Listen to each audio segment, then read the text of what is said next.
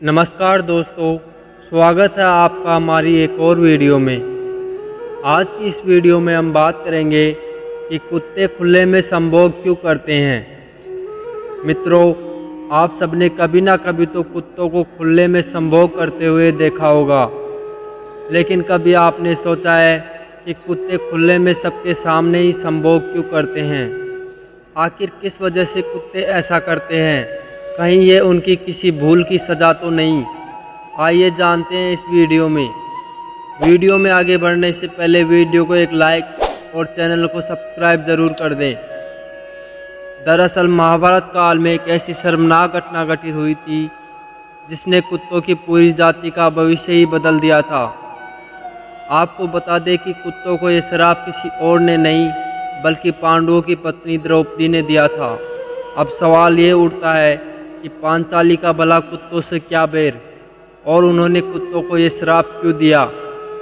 दोस्तों, ये तो हम सभी जानते हैं कि द्रौपदी का विवाह कुंती के 5 पुत्रों से हुआ था, और तभी ये तय किया गया कि द्रौपदी एक साल में सिर्फ एक ही पांडव के साथ अपना समय बिताया करेगी। जब वो किसी पांडव के साथ अपने कक्ष में समय बिता रही होगी, तब जो भी पांडव कक्ष में होगा वो अपनी पादुकाएं बाहर ही निकाल देगा, जिससे कोई और पांडव कक्ष में ना जा सके।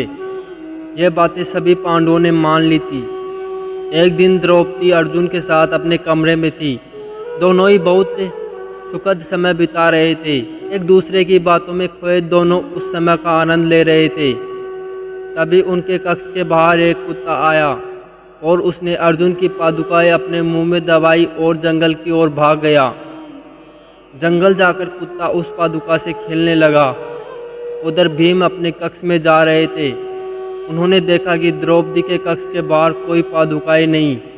इसका मतलब है कि वो इस समय कक्ष में अकेली है।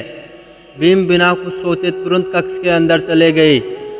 जब द्रौपदी ने भीम को अचानक इस तरह कमरे में देखा तो वो गुस्से से आग बबूला हो गई और लज्जित महसूस करने लगी।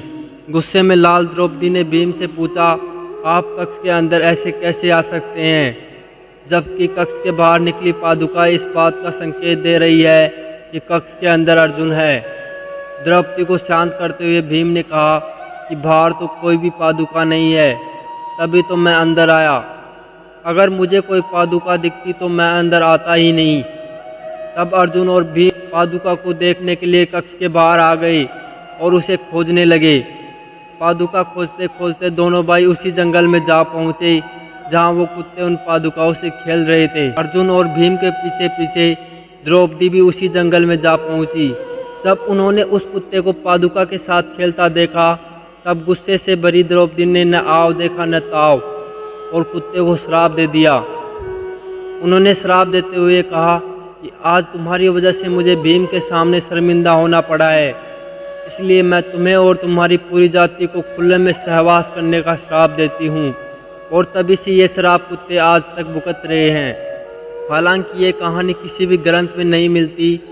इसके 2 कारण, पहला ये इस लोक कथा का कोई प्रमाण नहीं है, और दूसरा ये कि सभी जानवर खुले में ही सहवास करते हैं। तो क्या श्राप सिर्फ कुत्ते को ही दिया गया? यही कारण है कि कुछ लोग इसे सच मानते हैं तो वहीं कुछ लोग इसे काल्पनिक कथा मानते हैं। आपको बता दें कि कुत्तों से जुड़ी ऐसी और भी कई बातें हैं जो हमारी पौराणिक कथाओं में हमेशा ही बताई जाती रही हैं। ऐसा माना जाता है कि रात के समय कुत्तों का भौंकना अशुभ होता है। कुछ विद्वान और वैज्ञानिक मानते हैं कि कुत्तों को किसी अनहोनी का पहले ही आभास हो जाता है, जिस कारण वे रात के समय भौंकते हैं।